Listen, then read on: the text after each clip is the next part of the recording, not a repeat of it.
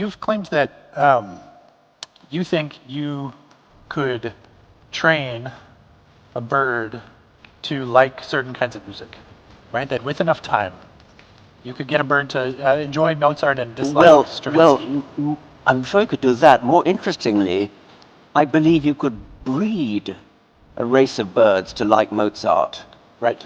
and not Stravinsky, or vice versa. The point I was trying to make is that learning, which is obviously very important in animal behavior, learning is reinforced by reward. And in psychology labs, you tend to use food as a reward. So the animal does some behavior at random, and then if that behavior is rewarded by food, if whatever it does at random is followed by being given food, then it repeats it.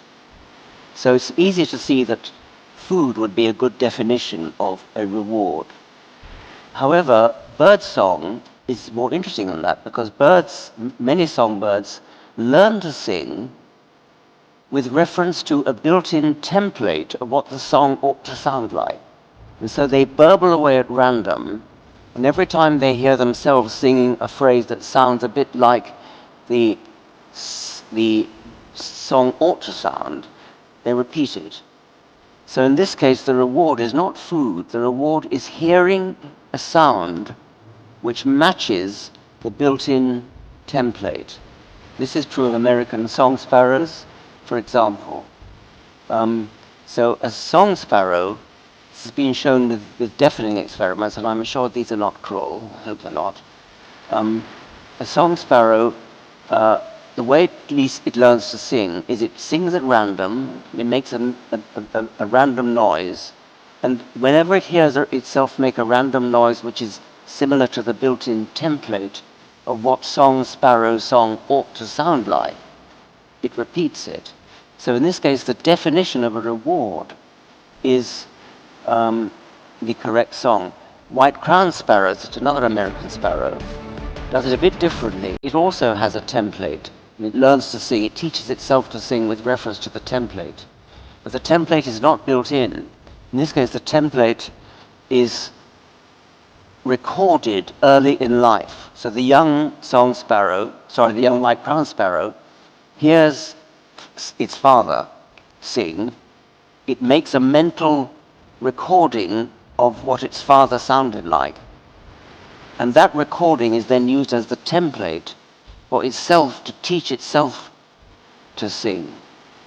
Now, I think that this is you could take this as evidence that the birds have an aesthetic sense. There are all sorts of possible benefits of religion psychologically. It's been suggested that religious people have less stress in their lives, that kind of thing, so that could be a possible factor. It's been suggested that loyalty to a particular religion is a way of cementing a social group together.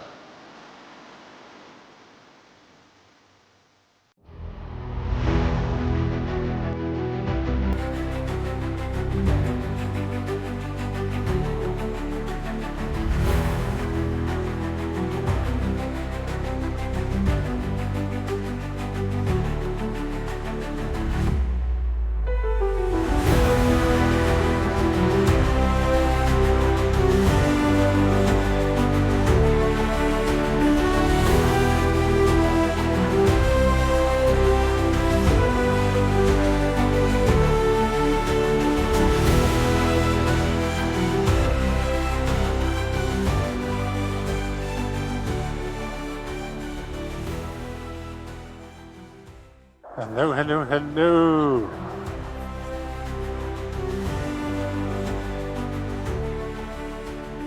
Hello, everybody. Thank you for coming. So I was a little bit surprised when I was asked to host tonight. As we all know, Richard takes a gene's eye point of view, gene's eye perspective, to describe all of nature and all of life. And I, though I'm a neuroscientist, I have a different point of view. I take the single cell point of view. I think that's the basic unit of all that is interesting in life. And normally in academia, never the twain shall meet. We do not speak. But of course, tonight, for me, tonight is an honor. I've known Richard's work since I started my professional scientific career. I know many people here might know him as a great writer, able to explain very, very complex ideas very simply. But he's also a scientist's scientist. And I don't know if anyone has tried to be either of those two things, a writer or a scientist. I have tried to be both. But this is the equivalent of being at the top of your game and a two-sport athlete. I believe it is actually the case that to be a good scientist and to be a good writer, they in some ways inhibit each other. So for him to be able to do both is truly remarkable. And when I say he's a scientist, what I mean by that is that if you read his memoirs, there's like 40 pages dedicated to the decision making of a digger wasp, right? Like these are things that only true biology nerds know or care about. But when I was first getting my PhD, I'm a neuroscientist. When I was first getting my PhD, I read his early stuff about what makes chickens peck, what makes digger wasps choose between two relative holes of equal size or but different volumes in order to try to understand how to understand other minds. And I believe through this work, he's had influence really on the roadmaps of discovery of many, many scientists, including myself, and perhaps eventually millions more. But I did recently figure out, I think, why I was invited here, where the twain shall meet, which is that he and I are both massively obsessed with mind-controlled parasites. So I did my PhD at Stanford on Toxoplasma gondii, a little single cell, best kind of cell, protozoan parasite that infects mice and rats, goes into their brain, and makes them no longer afraid of cats. It actually makes them sexually attracted to cats. The reason, the idea, is that the parasite has to get from one cat to another cat. It can only sexually reproduce inside of a cat, and it uses the mouse as a kind of means by which it does so. In the final chapter of Professor Sir Richard Dawkins' new book, The Genetic Book of the Dead, he talks about how mind-controlled parasites can give us clues to our understanding of all of life. He also once wrote, "If I were asked to nominate my personal epitome of Darwinian adaptation, the ne plus ultra of natural selection in all of its glory," and I looked it up, that means like epitome, like the best, "I might hesitate between the spectacle of a cheetah outsprinting a jinking Tommy in a flurry of African dust, or the effortless streamlining of a dolphin, or the sculpted invisibility of a stick caterpillar, or a pitcher plant, silently and insensibly drowning flies.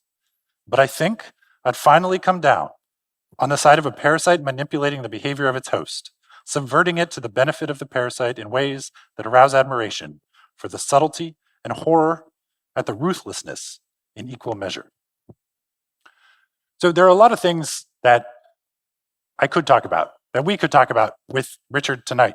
And I just kind of wanted to break the veil for a second between host and audience and say that in a sold out 1,200 person theater for a final tour, I understand possibly what everyone is here for.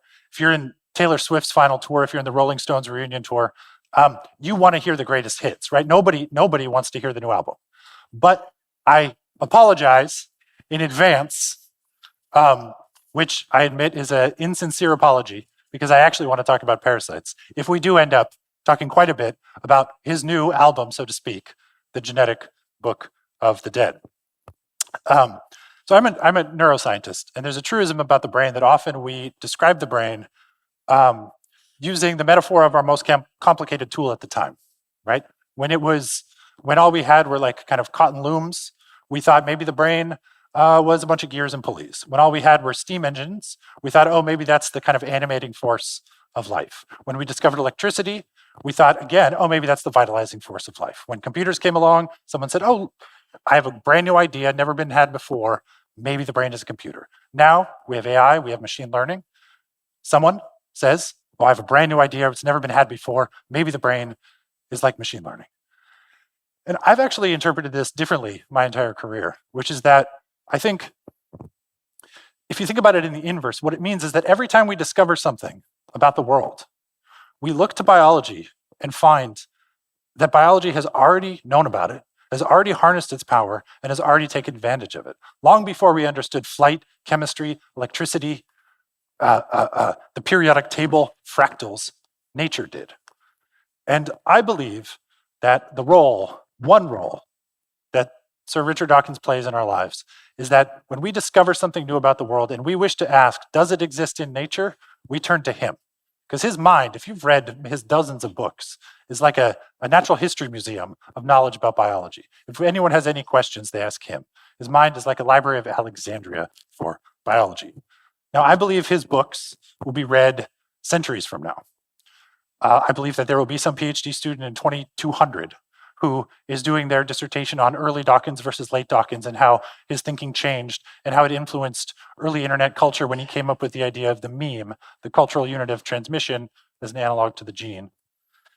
And I believe that with time, his body of work will be understood alongside the great artists and scientists. And we all get to see him on his last book tour. And I get to interview him. I am honored. I am flattered. We've actually never spoken. So this will be live and dynamic. And for that reason, there's only 9 stops left, and this is one of the very last ones. Please, if you could stand on your feet to welcome Sir Richard Dawkins, the former professor of the public understanding of science at Oxford University.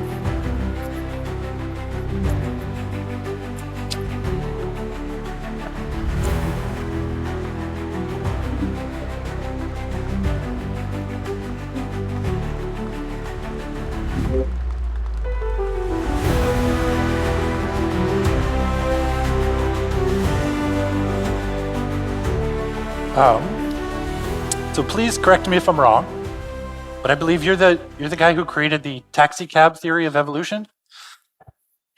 I think you're referring to an episode when a Japanese film crew came to film me in Oxford, and they came in a London taxi, and they filled this London taxi, and the driver was a London driver, so he didn't know his way around Oxford. And the director wanted me to be interviewed in the taxi, driving around Oxford. And he wanted the driver to go around the most scenic routes in Oxford. And the driver, being a London driver, didn't know them. So I had to talk to the cameraman who was sitting opposite me in this London taxi. And then I had to look over my shoulder and say, turn left here, and then go and carry on with my discussion. And afterwards, having driven around the scenic parts of Oxford, I asked the director, why did you want to interview me in a taxi cab? And he said, oh, are you not author of Taxi Cab Theory of Evolution?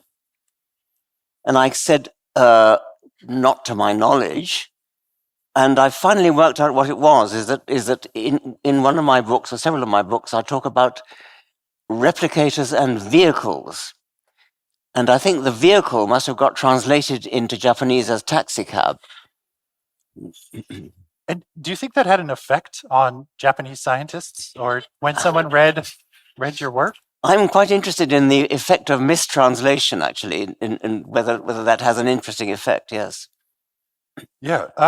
So one of my favorite anecdotes about the difference between physics and biology is that if you imagine Galileo standing atop the Leaning Tower of Pisa, and in one hand he has a bowling ball, and in one hand he has a pigeon, and you drop the both of them. It never happened, by the way, but we like to believe it. Yes, yeah. But physicists can predict where the bowling ball will fall. Yes. But we know nothing about where the pigeon will fall, and that is the difference between biology and physics.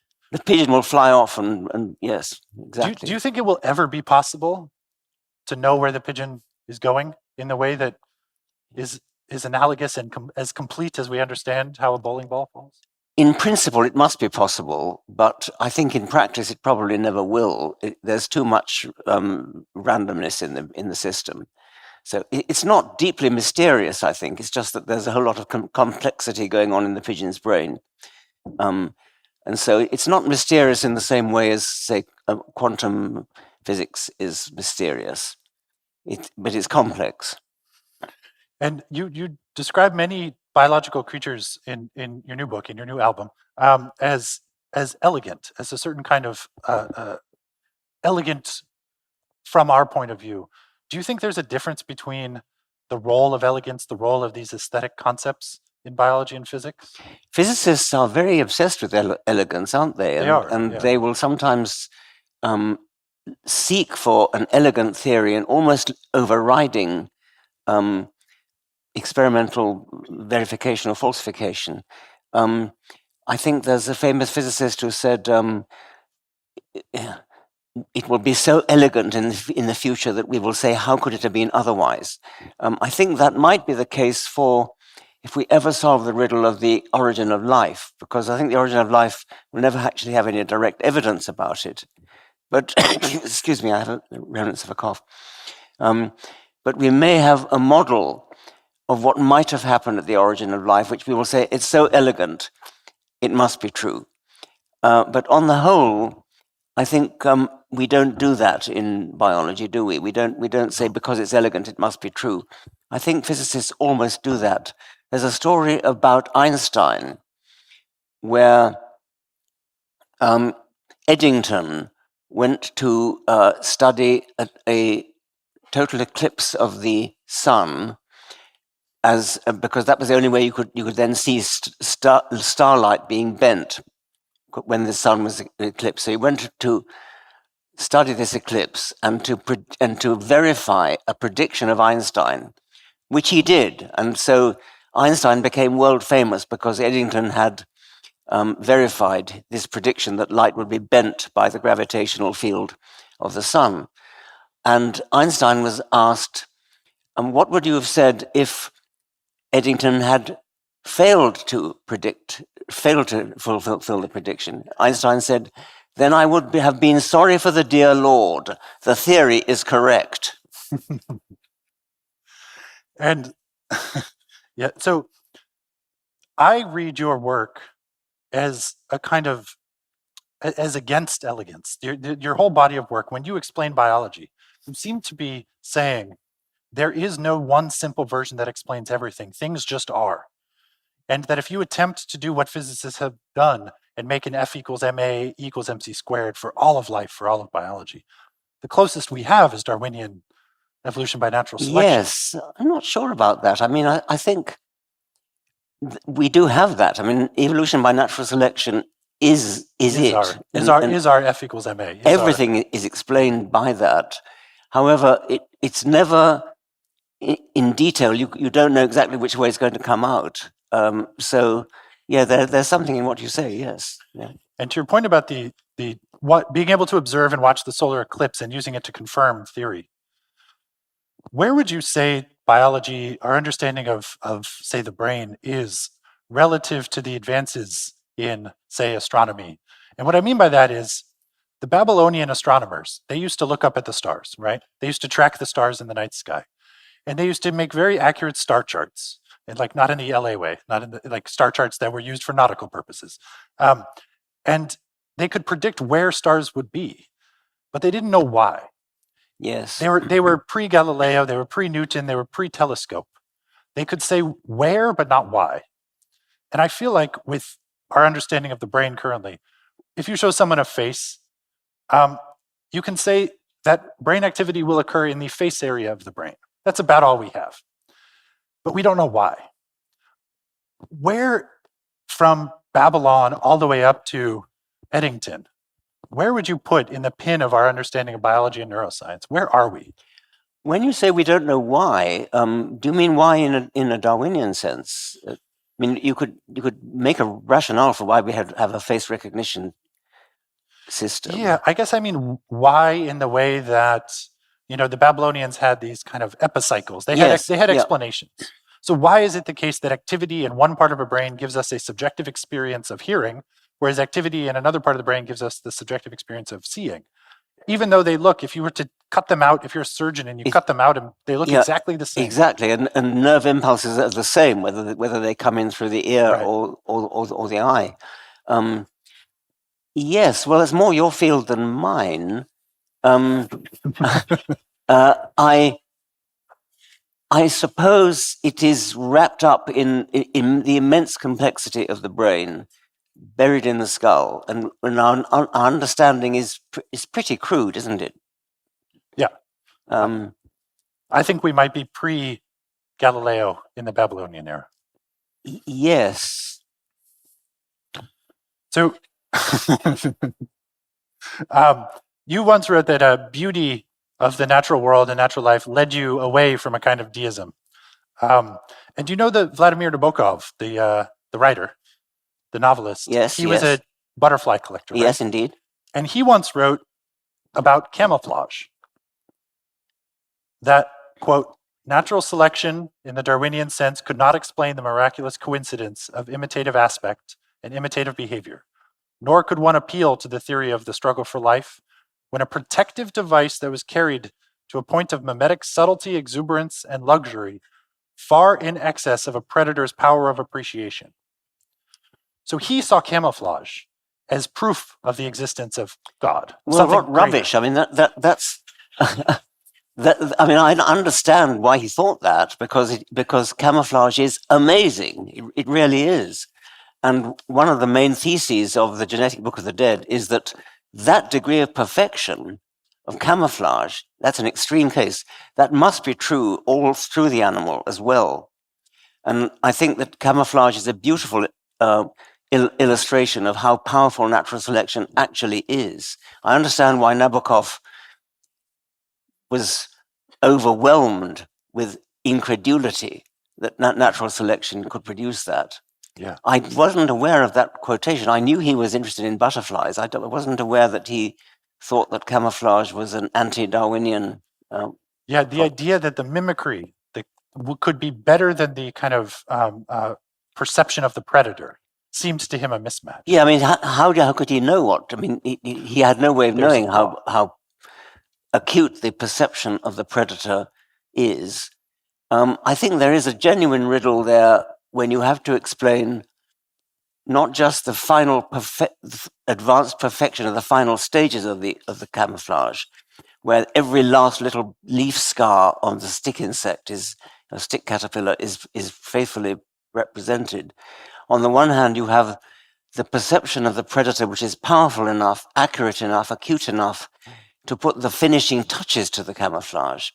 And at the same time, predators have got to be fooled by the early stages of the evolution, when the stick caterpillar hardly resembles a stick at all. Right. And that's a bigger problem. And I mean, some people have thought to explain that by saying something like it's different predators, or it was a long time ago when the predators didn't have such acute vision. I think it's much easier than that. I think it's that the early stages, the crude initial stages of the evolution of the mimicry, are supplied under poor seeing conditions, or when the predator is seeing the stick insect out of the corner of its eye. So a crude resemblance is then enough to work, or if it's a very dim light at dusk or dawn.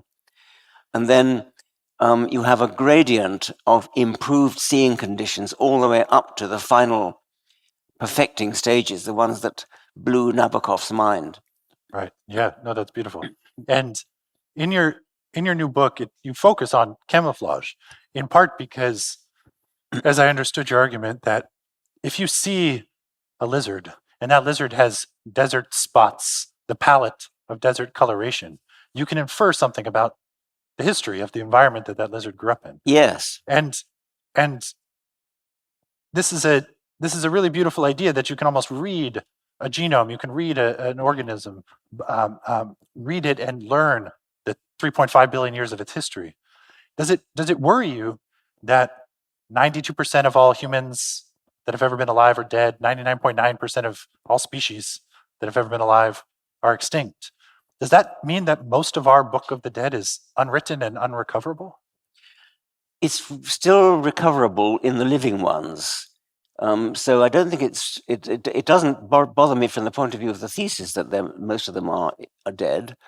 I think it's a very difficult undertaking. I mean, in the case of the desert lizard, it's kind of obvious. You just look at the skin of the animal and it's got pebbles and sand more or less painted on its back. But of course, I'm trying to say that same degree of perfection pervades the whole animal. And this means that it's not just the recent past that is painted in the animal that's written, but but further back and further back and further back and further back. I call it a palimpsest. Palimpsest is a manuscript that has been overwritten and overwritten and overwritten. So it's the Genetic Book of the Dead is a palimpsest of writings from the remote past and the less remote past and the more recent past. Can I ask about your tie? Yes. This tie. This tie.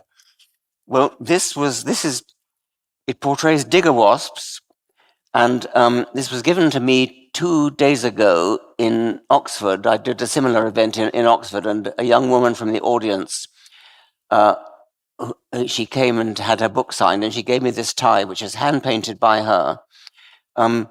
She chose digger wasp because I did some research with Jane Brockman and Alan Graffan on digger wasps many years ago, and she must have read it.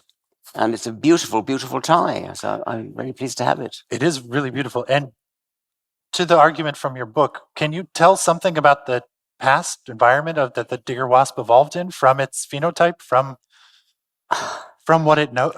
You put me on the spot now. Well, the actual research that we did was a very detailed piece of research about the behavior of the digger wasp. So right. I know that. Which the tie does not that would be cheating if I said that. I mean, I suppose you can look at the animal. You can say, well, it's got wings, so it flies. Right. It's got a sting at the back end, and we happen to know what it does with that sting. It stings longhorn grasshoppers, katydids, and it stings them, paralyzes them, doesn't kill them. It just anesthetizes them so they can't move, and then it lays its eggs in them, and the larvae hatch, and they eat the caterpillar. They eat the katydid from within. This, by the way, was one of the reasons why Darwin lost his faith in God. He said he couldn't believe in a benevolent creator who would make a thing like this that actually caused it to be eaten caused an insect to be eaten from within. But I happen to know that. I can't deduce that by just looking at it.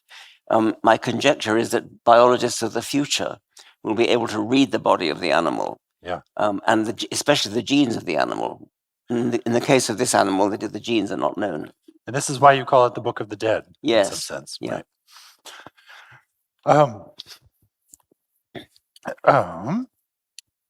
So I first came across your digger wasp work when I was studying parasites, when I was learning about mind control parasites and trying to figure out, okay, when this digger wasp is trying to choose between two burrows, it is using some features of those burrows, right? And it's inferring a few of those features. And you made a claim that completely and utterly blew my mind and changed my scientific trajectory, which is that you mentioned someone's work where the digger wasp appeared to have a mental model of the world. When it returned to its hole in the ground, if you placed a few landmarks when it left, yes, and then you removed those landmarks, when it came back, it would search for the landmarks. Yes, this is the work of Tinbergen, my old maestro, many years ago in Holland. A different species of digger wasp, but similar. And what he did was the wasp digs a burrow in the sand, and then it goes off and hunts for prey. In this case, I think it was caterpillars. And then it comes back. Before leaving the burrow, it does a kind of reconnaissance flight round and round, taking a kind of mental photograph of the area. And it goes off, gets prey, and then comes back.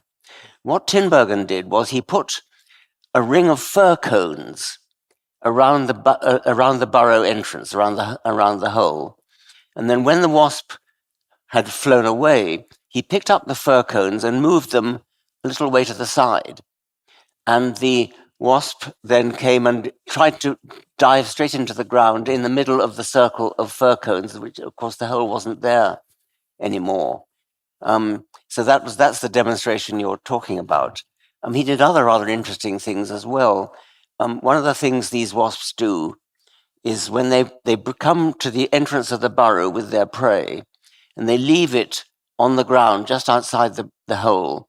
And they go down into the hole, apparently to check that everything's all right, everything's all well in the hole. And they come back out again, and then they drag the prey into the hole. What Tinbergen did was to move the prey a little bit away from the hole. And then when the wasp came out, it couldn't find it. Then it searched around, found it, dragged it to the edge of the burrow, and then went down to check that the hole was all right again. And this was repeated 40 times. And this was called by the philosopher Dan Dennett sphexish behavior. It's a mechanical behavior. It's rather like a machine which, if you reset it to its earlier part of its cycle, a washing machine, where you reset it to an earlier part of the cycle, it just repeats it and repeats it and repeats it. It doesn't know it's already washed the clothes.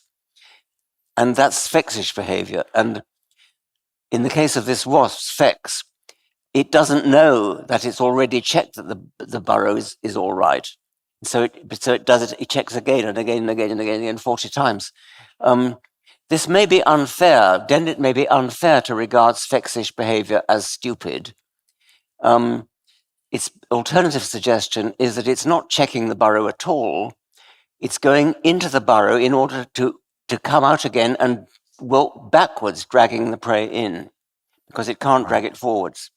And so that actually is maybe a better explanation. And I mean, do you see this as the beginning of thinking, having a mental model of the digger wasp has? I think in the case of the fur cones, yes. I think in the case of the moving fur cones, it clearly has a mental model of the surroundings, and that's a very beautiful demonstration. Yes, and that makes it all the way up to human thinking. Yeah. Yes. That's beautiful. In the same way that you have gradations to get to the eye.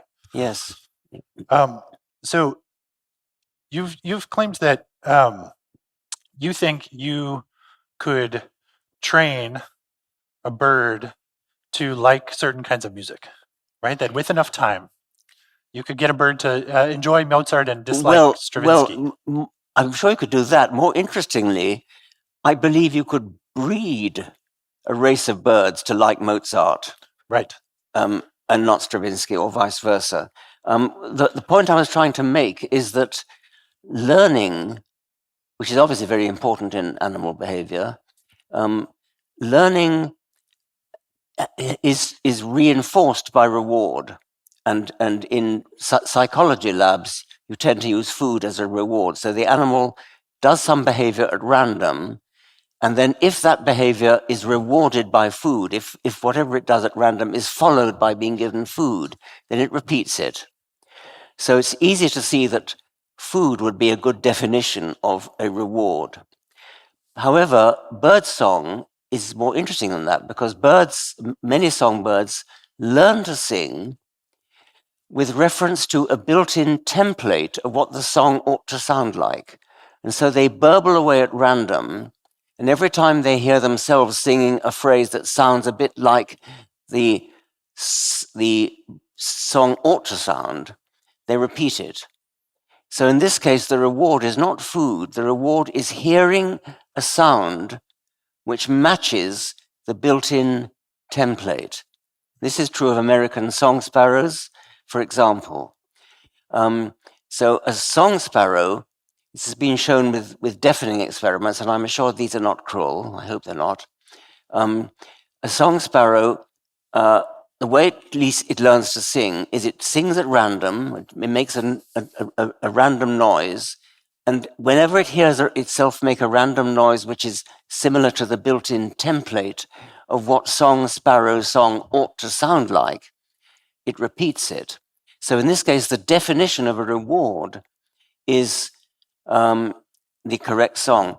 White-crowned sparrows, it's another American sparrow, does it a bit differently. It also has a template, and it learns to sing. It teaches itself to sing with reference to the template. But the template is not built in. In this case, the template is recorded early in life. So the young the young white-crowned sparrow hears its father sing, it makes a mental recording of what its father sounded like. And that recording is then used as the template for itself to teach itself to sing. Now, I think that this is you could take this as evidence that the birds have an aesthetic sense. Because if you think about what they're doing, they are trying out a phrase to see if it fits their template. Now, what is that but testing it against its own aesthetic appreciation? This male bird is trying to develop a song which will impress females, that will seduce females. Well, the female, being a member of the same species, has a similar brain. And so what the bird is in effect doing is saying, if this song fragment turns me on, it'll probably turn a female on as well. So the bird is using its own aesthetic sense as a criterion for developing song which will later function to seduce females. And I think that more or less is a definition of an aesthetic sense. And through, I think at this point it would be artificial selection.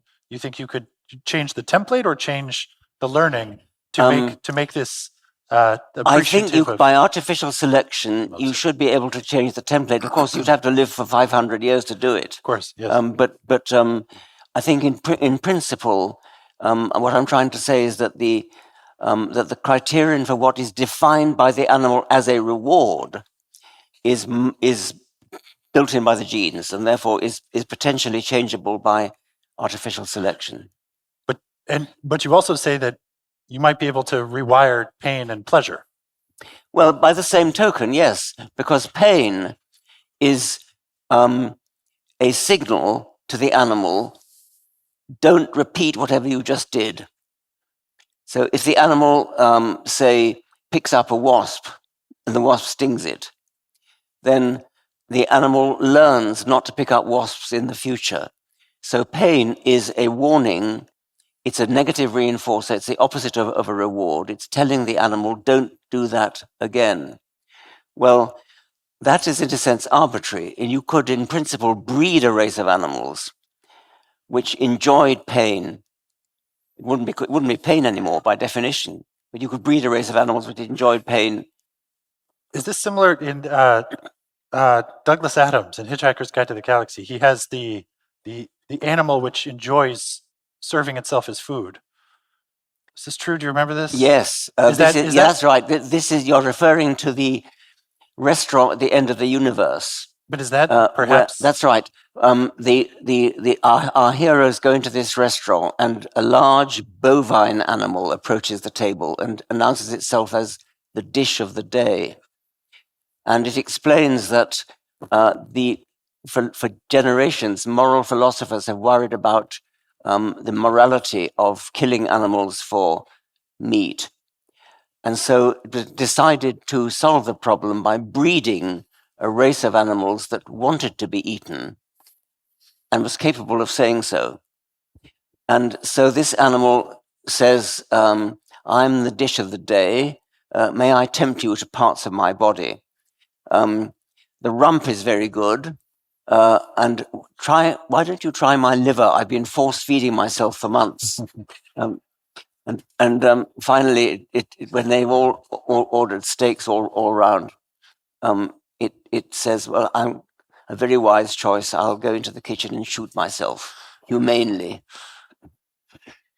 And hypothetically, climbing Mount Improbable enough, tinkering enough through artificial, you could create such a creature. Do you think that if you combine those two concepts, do you think? Well, you could. It's a bit of a long shot, but that's the reductio ad, I suppose, absurdum. But that is the logical conclusion to the argument that I've put. Yes. And how do you know, sort of physiologically, whether or not something will be able to be reshaped and rewired, or it will end up more like the laryngeal nerve, where no matter the effort will piecemeal never quite make it. Yes, I don't know that, of course, and it's perfectly possible that it would be impossible. it would work out to be impossible. But I think it's a good, almost like a parable that there's nothing absolutely fixed about the definition of a reward. It doesn't have to be food. It doesn't have to be something obvious like that. In the case of the song sparrow, it's the correct sounding song, and that means that you could imagine it being something quite different. And so on this topic of artificial selection, Darwin needed, in order to convince his contemporaries and even himself, he needed to tinker a little bit with artificial selection in the course of his life in order to make his theory really well known and grounded. Do you think people studying artificial intelligence today say, is there an analog there at all where, in order to get us to really make breakthroughs or start to understand the mind or various aspects of biology, do you think that the computer people will be able to tell us anything? I'm not sure of the connection there. You're quite right, of course, that Darwin made great play of artificial selection, and quite rightly so, because people were very familiar with the power of selection, breeding dogs, breeding pigeons, breeding roses, and that shows that selection is powerful. And then all that Darwin and Wallace did really was to say, you don't need a breeder, you don't need a human breeder to actually do the selecting. Nature will do it for you. Now, I haven't quite got the connection you're making with artificial intelligence. So what I wonder is, you've said that it's kind of remarkable that it, in some sense, took humanity so long. Yes. Evolution by natural selection is probably one of the greatest ideas in all of science. But you've said Aristotle might perhaps have come up with it. But nonetheless, two naturalists living at the exact same time who both had ships and happened to go to South America and happened to collect a bunch of species, it was those two who came up with it together. Yes. So I imagine there must also be a contribution that Aristotle did not have access to from other sciences that are kind of chugging along in parallel, like geology, for example. Yes, it is remarkable, isn't it? That because it's not like Einstein. I mean, you don't need to be all that bright, I think, you might think, to think of natural selection. You could do it in an armchair. Right. But Darwin and Wallace were definitely not armchair types. They went, as you say, they went to South America and studied nature. So why didn't Aristotle do it? Why didn't all the philosophers down history do it? And you're thinking that AI could be a... No, don't worry. What I'm thinking is that they did not do their experiments. They did not go on their voyages in isolation. A lot of other things had happened between Aristotle and Darwin and Wallace. Yes, you think they're important, though? I mean, geology, plate tectonics. Geology, like yes. So there was no plate tectonics then. No, but there were. I mean, the Wallace line, right, splitting through Indonesia. Yes. There were hints, and it took a while for these other major theories had to come along to really kind of... Well, you're absolutely right. Of course, I mean, Darwin was impressed by the fact that by the fossils that he found in South America. Nevertheless, natural selection, once you've got artificial selection, everybody knew about that. I mean, all farmers and horticulturalists knew about that. The step to say you don't actually need a breeder, it doesn't sound like that big a step, but yet nobody thought of it until Darwin and Wallace, and possibly Patrick Matthew. So I'm thinking about the analog with, are you familiar with the barnacle goose tree? Yes. Do you know this? I believe so. So it was this from 1100 AD up until even through Carl Linnaeus and even through Buffon, all the naturalists, there was this idea of a tree, the barnacle goose tree, which was an aquatic tree, and the barnacle, a goose would suckle from it and drink sap, and the goose would fall with a barnacle shell into the water, and then it would grow into an adult goose. That's because a goose barnacle looks like a fetal bird in its shell. And so Carl Linnaeus in the 1700s, when he was trying to categorize life into plant, animal, mineral, many popes and rabbis had to ask this question: what is the barnacle goose? Is it a tree? It came from a tree. Yes. Or is it an animal? Is it the flesh of an animal? Is it the flesh of a fish? For Lent, they have dietary restrictions. This was a very, very important thing to figure out. Is this a plant? Is this an animal or a fish? Yes. The Pope even issued a papal bull declaring it like a fish. Did you know, by the way, that what are those South American rodents? Those great big things. Capybara. Capybara. That they were deemed to be fish because they live in water. For purposes of eating on Friday, you were allowed to eat a capybara. So a lot of exceptions were made specifically for the purposes of eating on Friday. There was a sect who used to put a leg of lamb on the end of a fishing rod in water and then fish it out, and that counted as a fish as well. In Germany, there's a pasta called the ravioli of hiding from God or something like this, which is meat that you could eat because it's wrapped in a pasta shell so that God could not see it. But so my point of this anecdote is very, very smart scientists had very good data, had observational anecdotes throughout all of Europe for centuries upon centuries. Carl Linnaeus himself put it in the Systema Naturae under paradoxes, but he put it in there. What people didn't know was migration exists. They did not know. So the barnacle goose does exist, but it migrates. And so it spends the summers up in, I think, Norway or Siberia, where it nests. And from the point of view of someone who is living in just kind of rural Scotland or Ireland, they thought it disappeared into them, yeah. They thought, they woke up one day and they saw a bunch of adult geese on their pond. They didn't see any nests. They didn't see any eggshells. And they didn't know about migration. They didn't know that some birds migrate. And so they presumed, what else could it be by fiat from the water? And so what I'm kind of asking about is, I wonder, these big ideas, plate tectonics, these big ideas, migration. So many smart people spent so long in a futile effort to try to understand the world with their observations, without knowing that there's this one thing that is actually shaping the world. It's got to be something like that, hasn't it? Because there has to be an explanation for why it took so long. I mean, Ernst Mayr thought that it was because of essentialism. It was because from Plato and Aristotle on, they regarded animals as rather like perfect triangles. I mean, there was a perfect rabbit, a perfect rhinoceros, a perfect elephant, and all real elephants were just sort of fudged approximation to it. And so that's his theory. I mean, I would have thought it might be that the beauty, the elegance we were talking earlier, the elegance, the complexity of life is so stupendous that it seemed impossible.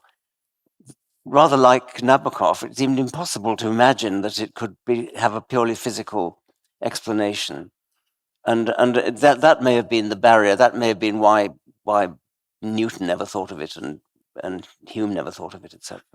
And so the question that keeps me up at night is, how many barnacle goose tree problems do we still have today? Right. Exactly. So presumably there will still be scientific discovery in the future. Yes. And there might be things that we are attempting to make our observations neat and clean, but just simply we don't have this idea. Do you have a sense? I once interviewed. I was staying with Sidney Brenner at the Shangri-La in Singapore. Yes. Towards the end of his life, in one of the last years of his life, and he was hooked up to oxygen, and he was in a wheelchair. And nonetheless, I wake up jet lagged, and I go to his room. And he's sitting there typing on his laptop, searching aquatic genomes, comparing the homologs of a mammalian species to all known genomes, because there's a database out there called the NIH BLAST database, where you can take a gene of interest and it scans all known life forms. And this man, Sidney Brenner, was who Crick and Watson showed their early prototypes of the double helix model to. And so within his life, he went from being shown the early model of the double helix to being able to sit on his laptop and trawl through all of life. Yeah. Do you have a sense of the kinds of discoveries that are still out there? Well, I think they probably are. They lie in molecular genetics, Sidney Brenner's own field. He was a genius. I mean, he was a wonderful. And very funny with it too. When I visited him in the morning, all I had done that morning was have a cup of coffee, and he excitedly, he's like, I think I just discovered a new fact about the universe. Yes. Right? Yeah, Like in his yes. morning. I heard him give a lecture once, and he strode to the front and he said to the chairman, "What have I agreed to talk to you about today?" And the chairman gave him the title. He said, "Ah, yes, lecture number 3." He was Sidney Brenner's Nobel laureate. He was the popularizer of the C. elegans worm model, which revolutionized neuroscience for many, many decades, and biology for many decades. He had a wonderful sarcastic way of expressing his correct skepticism about people who thought that evolution could look into the future and could sort of plan for the future the way humans had.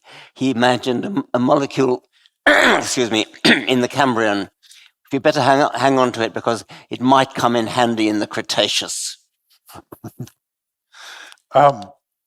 So you shared an unpublished essay with the hosts of this tour, and it starts with a thought experiment about if we were to encounter an alien species comes to us, how would we commune? What would we want to talk about?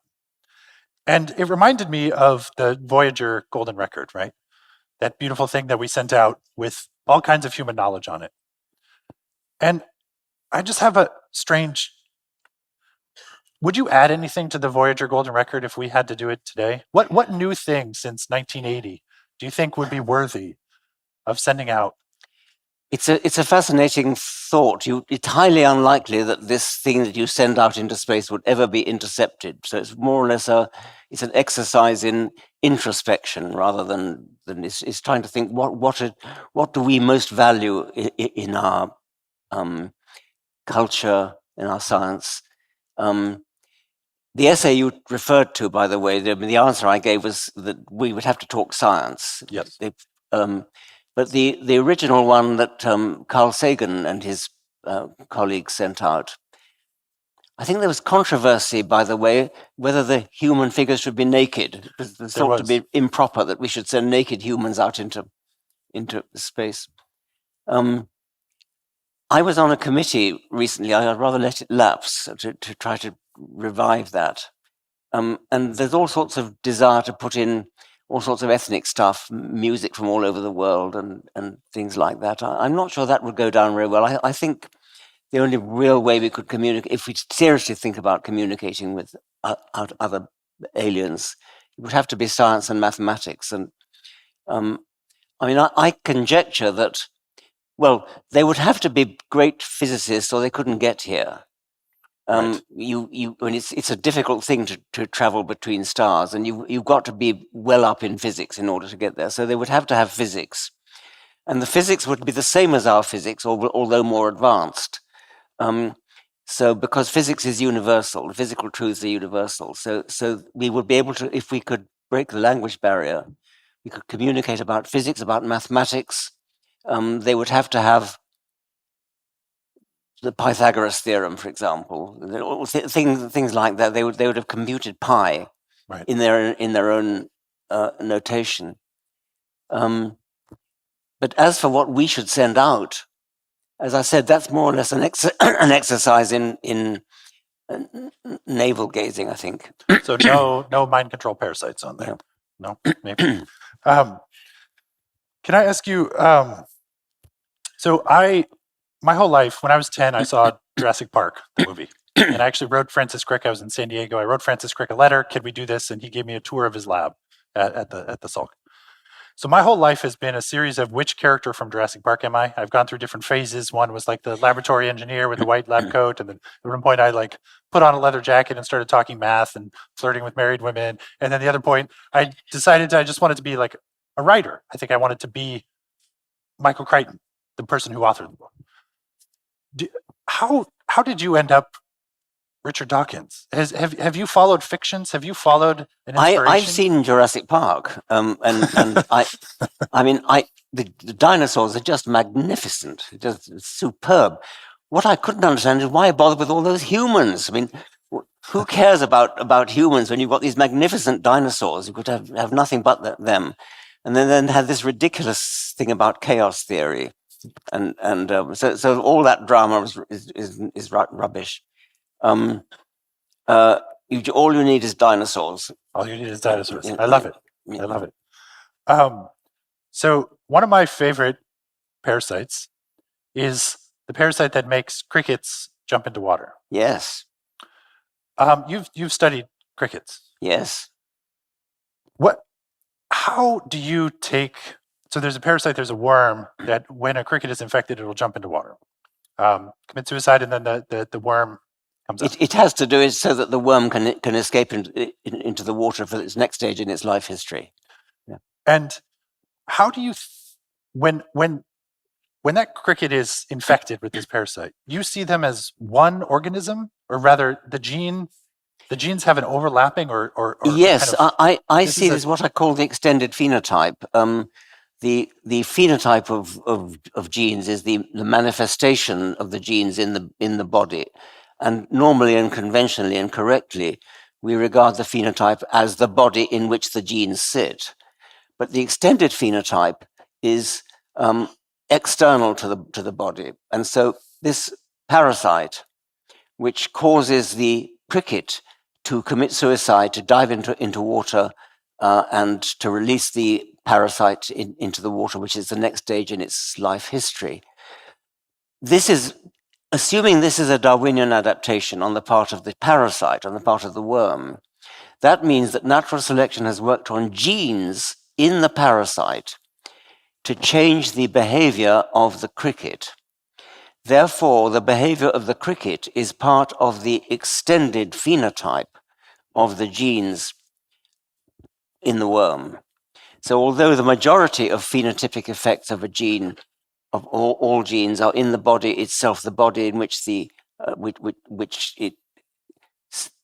genes are sitting in some cases you could say that the phenotypic effect of the gene is external to the body, and this is one example. It's even more external in the case of a cuckoo. So if a nestling cuckoo is manipulating its foster parent, the host in this case, and this is an extended phenotypic effect of the genes in the cuckoo on the behavior of the host, the reed warbler or whatever it is. So that's extended phenotype. Right. And so during grad school, right, I studied this toxoplasma parasite. Yes. And I'm sure this happens to you too. But if you study mind control parasites, that it's one of the risk factors for schizophrenia, one of the non-genetic risk factors for schizophrenia. It ends up in people. But if you study such a thing, you end up getting strange emails. I imagine you get strange emails as well. And I got an email once from a woman, middle-aged woman, who said she had toxoplasma when she was 9. She had toxoplasma retinosis. It gets into the eye. And then she said she was emailing me when she was, I think, 60. And she said, I've had two marriages. None of them ended well. And my kids don't talk to me anymore. Was it the parasite? And I think about this when I think about the stories that we tell about our own behavior, why we end up doing things. And of course, there's a need, there's a kind of psychological urge to want to explain things biologically, mechanistically, that are not about you, right? You get to shunt blame, you get to push blame somewhere else. But I also think it's a very fascinating question about the extended phenotype, and honestly about the philosophy of identity, which is when you're infected with a thing, are you you, or are you plus the thing? Are you the parasite, or are you plus the parasite? Because mitochondria started probably as a parasitic relationship. Yes. But now we consider them to be us. They're part of us. They get passed to us from our mother. Genes, as you argue eloquently in your book, perhaps even have this kind of parasitic means to an end. So I have no idea how to answer someone when they ask me, I have toxoplasma. Is it me, or is it the parasite? Well, what effect does toxoplasma have on humans? I'm not unknown. We don't know. No, we don't know. It's just simply the case that humans are too massively messy, and there's not enough people with the toxoplasma. Yes.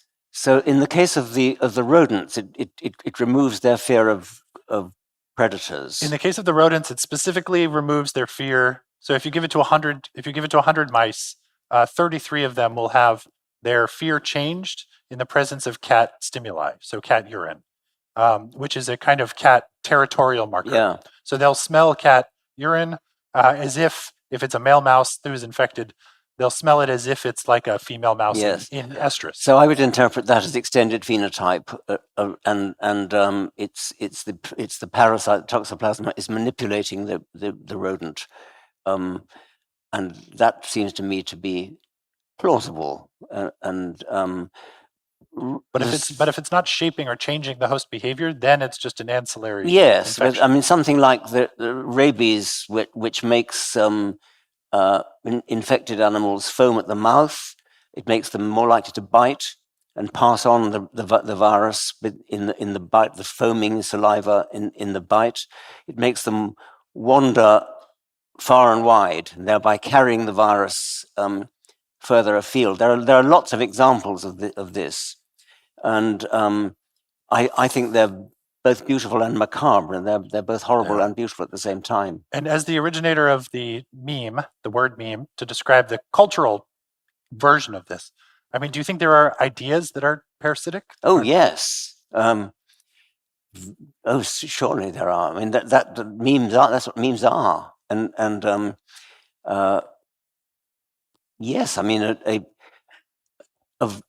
a mind virus, a meme, a mind virus which infects the mind and makes you believe that, for example, it's the will of your God that you should murder infidels. That is a parasitic meme, which is infectious. And successful, right? I'm someone who thinks about the epidemiology of parasitic success.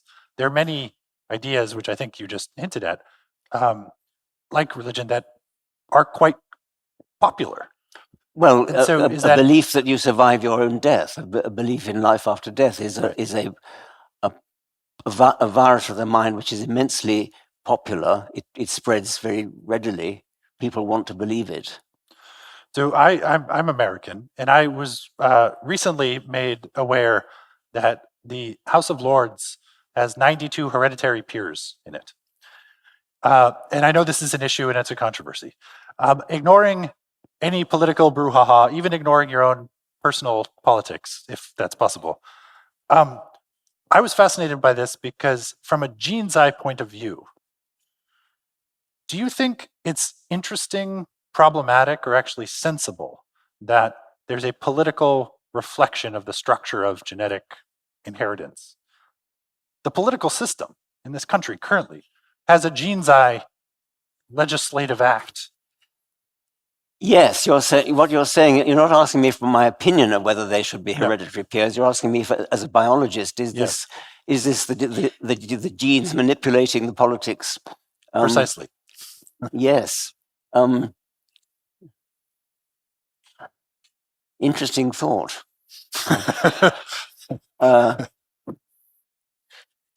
It's interesting also, and rather surprising, that the proceedings in the House of Lords are a lot more civilized than in the House of Commons. You don't get any sort of yelling and booing and things in the House of Lords. You get it in the House of Commons.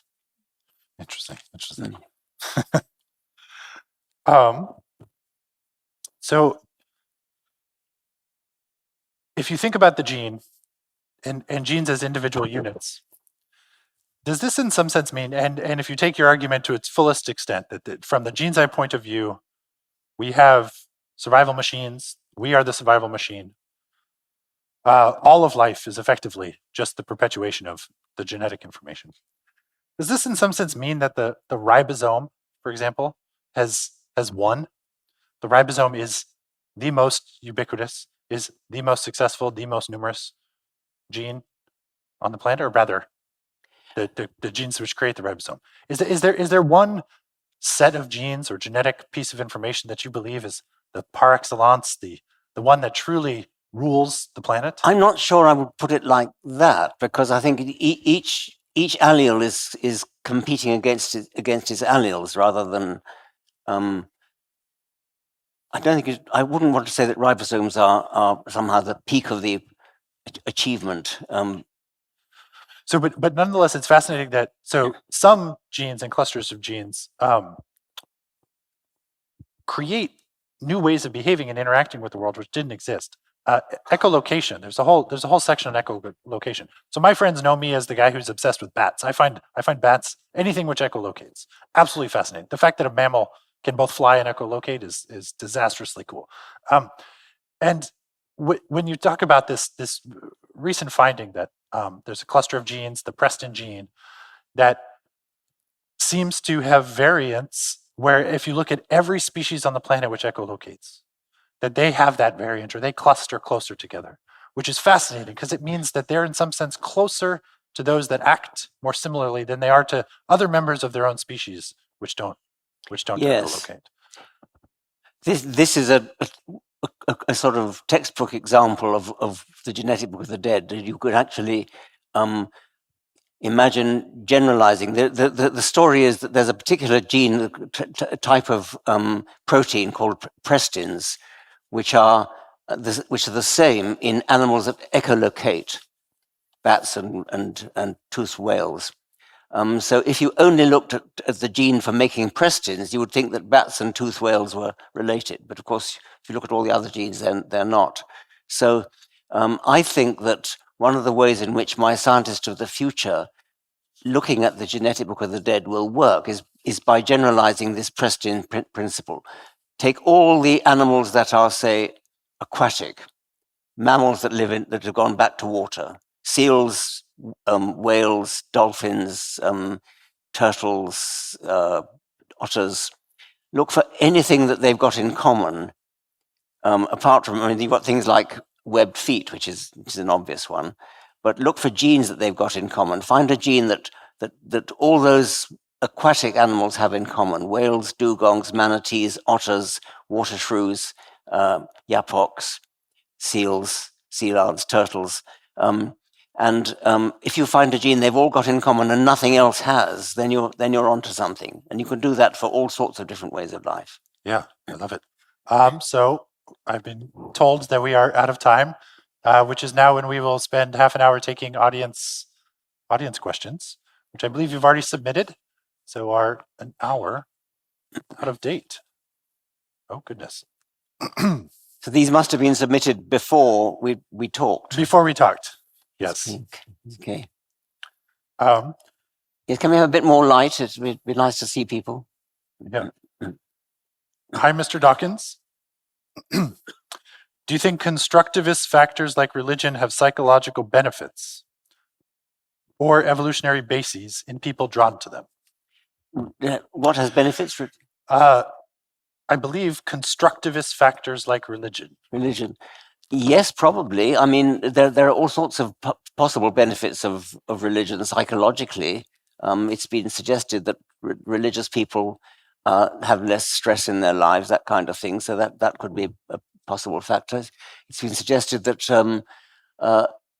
loyalty to a particular religion is a way of cementing a social group together.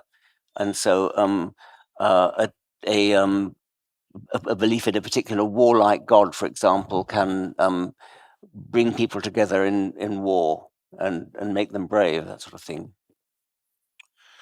Do you think it's worth, Jurassic Park question, do you think it's worth trying to bring extinct creatures back? Or should we accept that they're gone for good? Yes, this is controversial. I'm all in favor of it. I would love to see woolly mammoths brought back.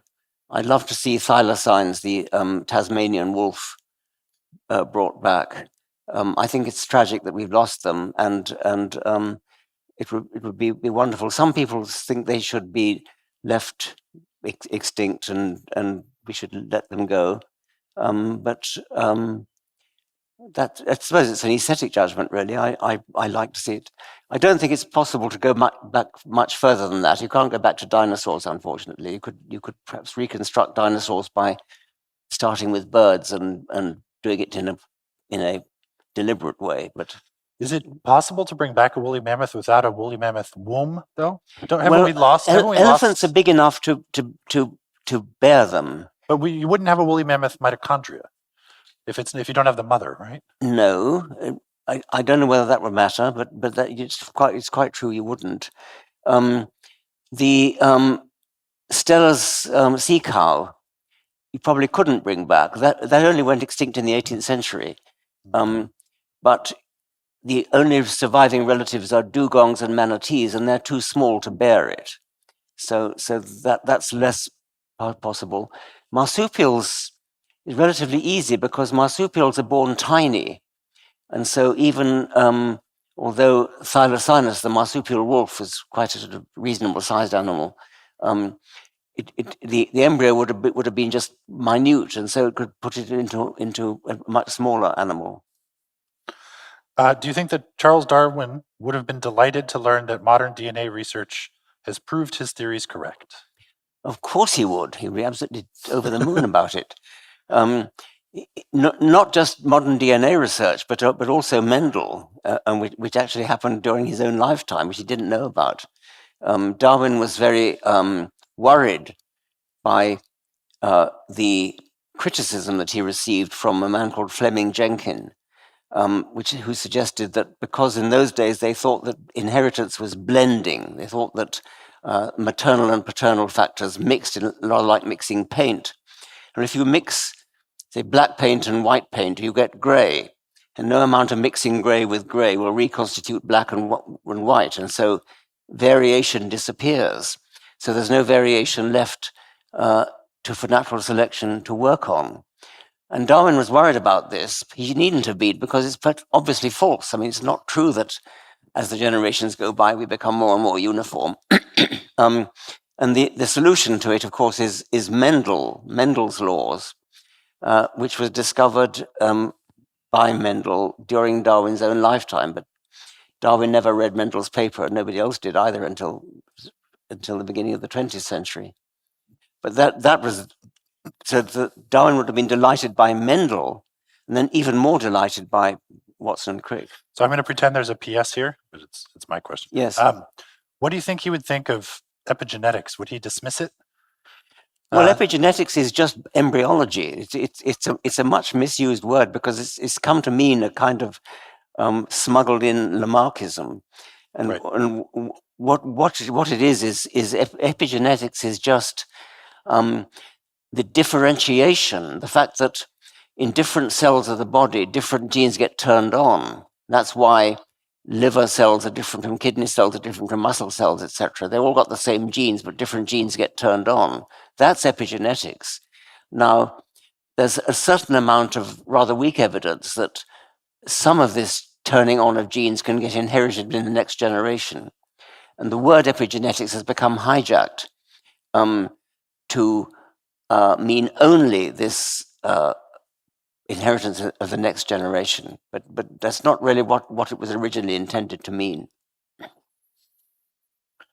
Are you more concerned for the state of the world now, human, political, etc., than you were during the height of the new atheist movement in the early 2000s? Not about the new atheist movement. I'm not sure about that. I'm not sure there ever was a movement. It's true that 4 of us wrote books around about the same time, but it wasn't really a movement. As for being worried about the state of the world, I'm terribly worried about the American election. I don't know about you. Apart from your own books, what is your favorite book on evolution and natural selection? And let's ignore Origin of Species. That's too easy. You can't ignore the Origin of Species. Okay. Because it is so prescient. It's so way ahead of its time. It's wonderful. Yeah. Which book of yours do you see lasting the longest in scientific contribution? I suppose The Selfish Gene, which is the first one. Which you wrote at 35? Yes. That's impressive. Do you see human morality as a product of selective sources, or perhaps it is a byproduct of a species becoming attenuated to a comfortable, suffering-free? I didn't get the last bit, but can't read that. The last word. Yeah, or whoever wrote that. What's the last word? No. Okay. Well, human morality is a product of selective something. Well, in a very indirect way. I mean, I think, Well, I think it's life. but very indirect actually, because we are a lot. I think we are a lot more moral than our ancestors were. I think we have. If you look at at what I've called the shifting moral zeitgeist, we now don't believe in slavery. We treat the sexes equally. We don't send children up chimneys. We're reducing our cruelty to non-human animals. So we are very largely culturally moral, I think, but there probably is a basis for it in reciprocation, which has a Darwinian basis. The paying back good deeds, that kind of thing. As a free-thinking country, why do you believe our American cousins remain so entrenched in Christianity? Well, yes. It's been suggested that it's something to do with it being a country of immigrants who many people living in America had recently arrived, not speaking the language and needing the support of a church, perhaps. That's one suggestion. Another suggestion is that rather paradoxical suggestion that the American Revolution was specifically, explicitly non-clerical. It was explicitly extolled a freedom of religion and absence of religious dogma and dictation. Whereas if you look at Europe, many European countries have an established church. And the odd thing is that places like Britain, which has an established church, are extremely unreligious. And the Church of England religion in Britain, it's kind of boring. I mean, it's not like in America where religion is exciting and is sold by the slick advertising techniques of televangelists. So it's been suggested that the very fact that we have an established church has been the death knell of religion. Have you ever had a spiritual experience? Depends what you mean by spiritual experience. I suppose looking up at the Milky Way, especially in the tropics and somewhere where there's no light pollution, you get a pretty good feeling of, you could call it a spiritual experience, I think. And I get a spiritual experience of that sort when I look down a microscope at the complexity of a cell. Yes. Has your life's work fulfilled you? Has your life's work fulfilled you? Fulfilled me? Yeah. Not yet, I don't think.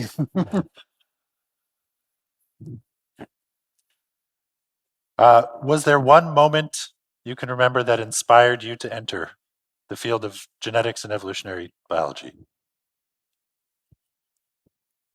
Not really. I suppose I wrote The Selfish Gene because there were a number of books at that time which got it wrong, which thought that it was all about the good of the species, the good of the group.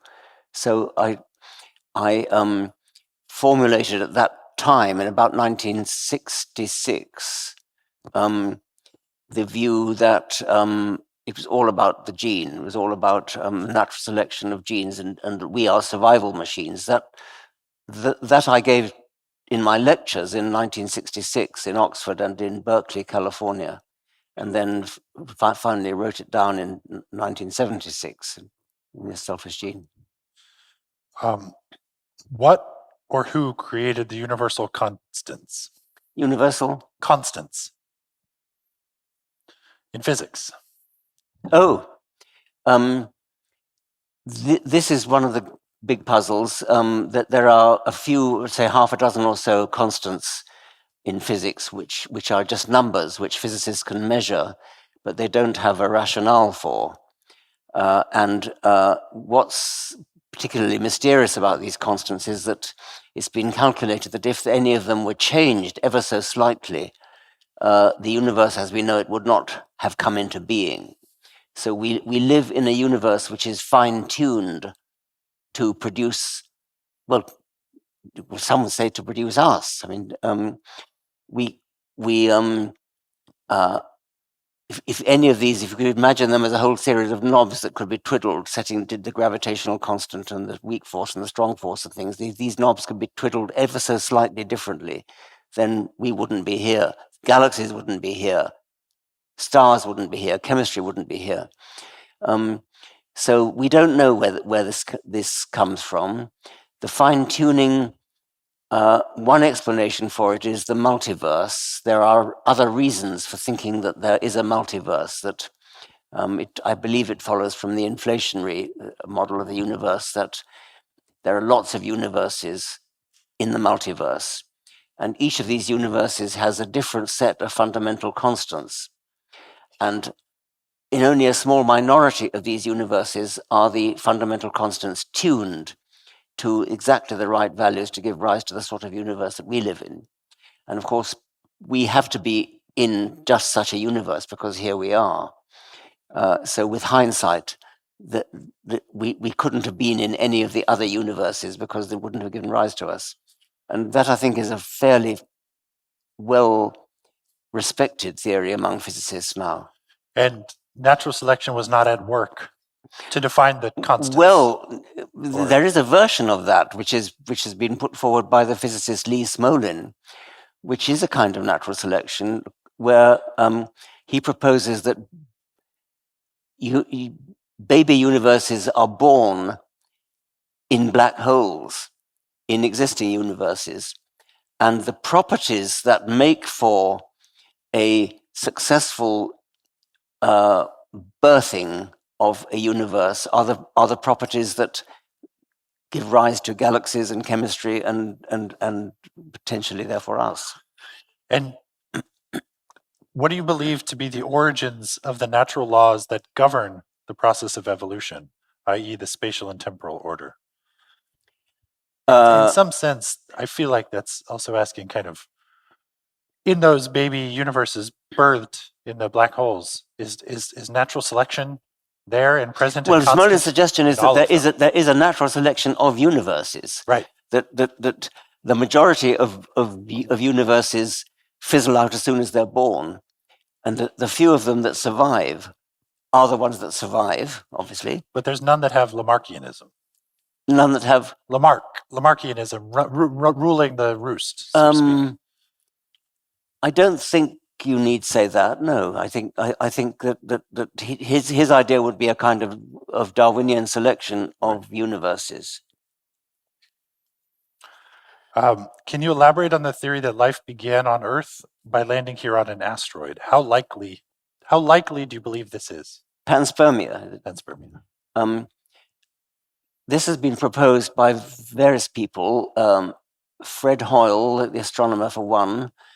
Seriously, Crick and Ogle suggested it, I think, possibly tongue-in-cheek. The Ogle and Crick version is actually that it was deliberately seeded by an alien intelligence who actually sent a spaceship of some sort which crash landed on Earth. I don't think they really believe that, but it's possible. I think they had a sort of scenario whereby a civilization somewhere was going extinct and wanted to preserve its life form, and so it sent a nose cone full of bacteria. I don't think you need that kind of theory. So no. What do you think about Descartes' opinion on the concept of God? About who? Descartes. René Descartes. What about him? What do you think about his opinion on the concept of God? I only know that he had a version of the ontological argument. Do you think that's what's being? I think so, yeah. That's probably what they mean. Yes, well, I think the ontological argument is just silly. But I'm disturbed by the fact that Bertrand Russell, at one point when he was a young man, threw his tobacco tin in the air and said, "My God, the ontological argument is sound." I don't think you can, by just sitting in an armchair and inventing a kind of logical argument like that, can come up with a theory about of something so important as the existence of a divine creator, which is a very, very important theory. There's two very related questions here, so I'm going to ask them kind of both at the same time. One of them is, how do we create rational leadership and rational community in the absence of religion? And the other is, many scientists, Newton, Linnaeus, were driven by religion to pursue their science. How do you expect us to discover new things in the absence of religion? I'm rather puzzled by the suggestion that you need it. I mean, of course, it's true that Newton and Linnaeus and many other scientists were religious. They all lived before Darwin. Of course, they were religious. How could you not be? What's more puzzling is people after Darwin, who people like Francis Collins, who's ended up being the head of the Human Genome Project and is a very brilliant geneticist. There are many people who call themselves religious who actually are just what you might call spiritual. You asked me before, Patrick, about whether I was spiritual. There are some people who think that because they have this sort of spiritual feeling of awe, that means that they must be religious. And of course, that's a very different matter from actually believing that Jesus is the Son of God, that kind of thing. But there are some scientists who do believe that. And I'm baffled about that. The other part of the question was about rational leadership and rational community in the absence of religion. Again, why would you expect to need rational leadership in the presence of religion? I don't understand that. Do you have scientist friends who believe in God? And if so, how do they justify it? Not many. I suppose one of the better known ones is Kenneth Miller, who's written one of the best books on refuting creationism, and is a devout Roman Catholic. When I tackled him about this, he said, "Richard, there's a reason it's called faith," which doesn't seem to me to be a very good reason. Okay, this one's strange.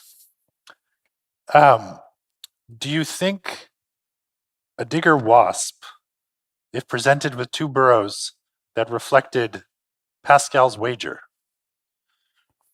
which of the burrows would it choose, and why do you choose differently? I wonder whether that really was written before we came in, because no. I just made that up. You just made. I did, yeah. I think I don't mind talking about Pascal's wager, but I can't quite drag digger wasp into it. So, okay then, why not take Pascal's wager? Do you all know what Pascal's wager is? He reasoned that if you don't believe in God, but you just have a sort of slight hankering that maybe God might be there, the safe bet is to believe in him, because then if you're right, you go to heaven. But if you're wrong, you fry. So however improbable it may seem to you that God exists, you're better off believing it, because you can't lose. And I think I don't suppose Pascal really believed that. After all, a quite likely thing would be if you you turn out to be the wrong god? I mean, what if you turn out to be Baal or Thor or Jupiter? And then another one would be, why would you think that just believing in him would be what he wants you to do? Wouldn't he prefer you to be a good person rather than just, what's so virtuous about believing in him? So it's not a very powerful argument, I think. It's just kind of vaguely interesting. But do you see your own decisions when you're, to me, facing Pascal's wager is deciding between two things. It's decision making, right? Do you think that answers for this kind of rationality are reflected up and down the natural world and natural? I mean, digger wasps are choosing between two options. And if you were to say in one of them, you have a small probability of an infinite reward, and in the other, you have Yes. a high probability of Yes, I hell. suppose that's right. I mean, if you had a very, very high, very, very low odds, but the reward is extremely high. You could create an Yes, you experimental could, setup. and I expect there are such situations. Probably, yes. What do you mean when you say you are a cultural Christian? I mean that I went to schools which made me go to chapel every Sunday. I mean that I am pretty well steeped in the Bible. I recognize quotations from the Bible. All flesh is grass, and seeing through a glass darkly, and things like that. So I take my allusions to the Bible and to the Book of Common Prayer, and to the Psalms and to hymns. That's a cultural Christian, but I don't believe a word of it. Where did the title "The Genetic Book of the Dead" come from? It's a kind of pun on the Egyptian books of the dead, and Tibetan books of the dead. I mean, Egyptian, Egyptians had this thing about preserving you for eternal life, and one of the things they did was to give you books to be buried with you, which would be guiding you to the afterlife. And I mean, it's just a poetic resonance, really. But there's a slight resemblance to the idea that the genes are the book to not for eternity, but for a very long a manual on how to survive for a very long time. Do you have a favorite book title that you have not yet written? No, I don't think I do. I've long wanted to use the Genetic Book of the Dead, and yeah, it started as a chapter title. Is right? that right? I had long started ago. as a chapter title, and I even thought it might be the title of a novel that I was trying to write, but I never finished that. How dangerous do you think conspiracy theories, like, for example, the flat Earth movement, are, and other mind ideas? Do you think that people have variation in their tendency to believe such things? I find it hard to quite imagine what the flat Earth movement is about, because that's so absolutely loony that it's. I can't see that as very sinister, except as a symptom of what the human brain is capable of, the sort of delusion the human brain is capable of. So there probably are more sinister things than that. I have talked to people who take claim to be flat earthers. I think that it may be a symptom of one of the things that the internet can do, because if you have a loony belief and you find others who share the belief, it kind of reinforces you. And the internet makes that easy, because you can find people anywhere in the world. You can find people who share this particular belief, and so whereas flat earthism itself is not particularly dangerous, the general phenomenon of kind of villages of virtual villages of delusion, of more sinister delusion than that, I think is enabled by the internet. So you've said to follow the evidence. That's your mantra. How do we know from today's vantage what is physics and what is metaphysics? How do we know what will be uncovered in the future? Not quite sure what that means. Do you mean will we eventually know everything? What I gather is maybe something like for a while atoms were thought to be a metaphor. Literally, Dmitry Mendeleev, right? He thought atoms were a convenient metaphor, even though he made the periodic table. Yes. And then they were shown to eventually exist. How do we? I'm paraphrasing. How are we meant to know from this point of view what is and is not worthy of study?